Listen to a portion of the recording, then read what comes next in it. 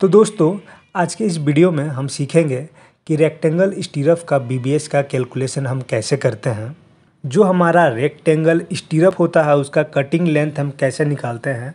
जब भी आप साइट पे काम करवाते हैं, कंस्ट्रक्शन साइट पे काम करवाते हैं, वहाँ पे जो आपका कॉलम होता है उसमें जो रेक्टेंगल स्टीरअप होता है उसका हमें बीबीएस कैलकुलेट करना पड़ता है। तो आइए देखते हैं कि किस तरह से रेक्टेंगल स्टीरअप का हम बीबीएस कैलकुलेट करते हैं। तो दोस्तों जो भी हम कैलकुलेशन करने वाले हैं वो आईएस कोड 2502/1963 जो हमारा कोड बुक है बीबीएस के लिए, उसके आधार पे कैलकुलेशन हम करेंगे।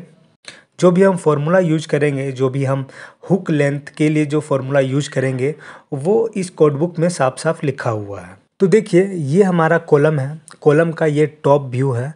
अगर आप कॉलम को ऊपर से देखेंगे तो आपको कॉलम कुछ इस तरह से दिखेगा। देख सकते हैं आप 250 बाई 300 mm का हमारा कॉलम है, जिसमें हमारा 4 मेन स्टील बार है और हमारा स्टीरअप है। अब यहाँ पे जो लिखा हुआ है 8 has tool LG ST@130 center to center, इसका मतलब ये आपको ड्राइंग में ऐसे ही लिखा आपको मिलेगा।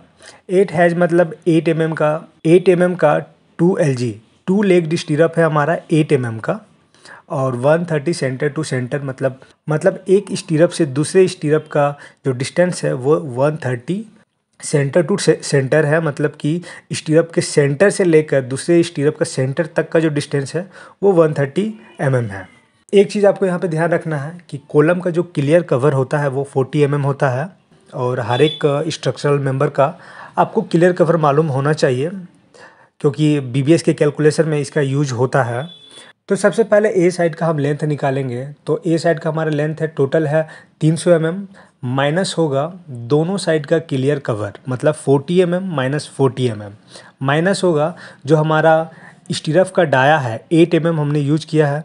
अगर हम उसका सेंटर में जा रहे हैं तो 8 mm का हाफ हो जाएगा मतलब 4 mm हो जाएगा। तो दोनों साइड 4 mm होगा, तो दोनों साइड का 4 mm और 4 mm हमको माइनस करना है। तो 300 mm minus 40 minus 40 minus 4 minus 4 equal to 212 mm। A का हमारा लेंथ निकल के आ रहा है 212 mm।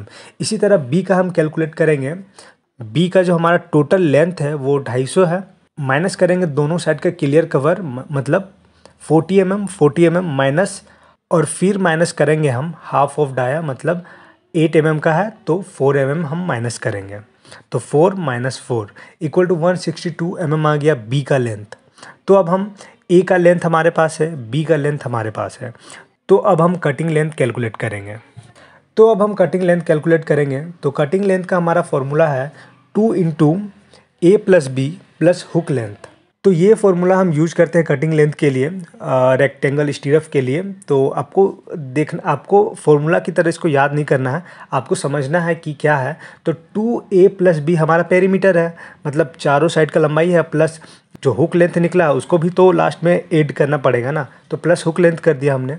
और उसके बाद जो हमारा हुक लेंथ है तो लेंथ कितना होगा, तो 135 का डिग्री का हमारा बेंड है यहाँ पे, तो उसके लिए 12D हम लेते हैं।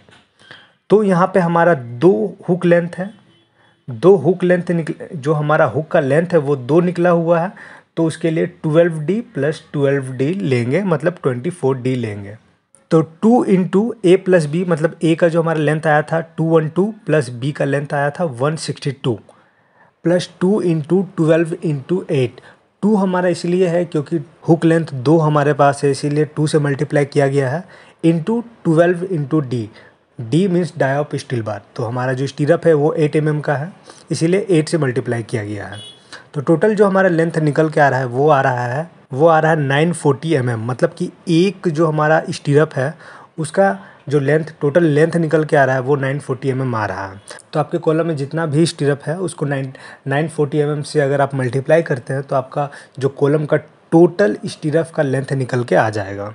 तो उम्मीद है कि आपको समझ में आया होगा। फिर भी कोई डाउट है तो आप कमेंट कर सकते हैं, और भी सिविल इंजीनियरिंग से रिलेटेड वीडियोज़ देखने के लिए आप हमारे चैनल को सब्सक्राइब कर सकते हैं।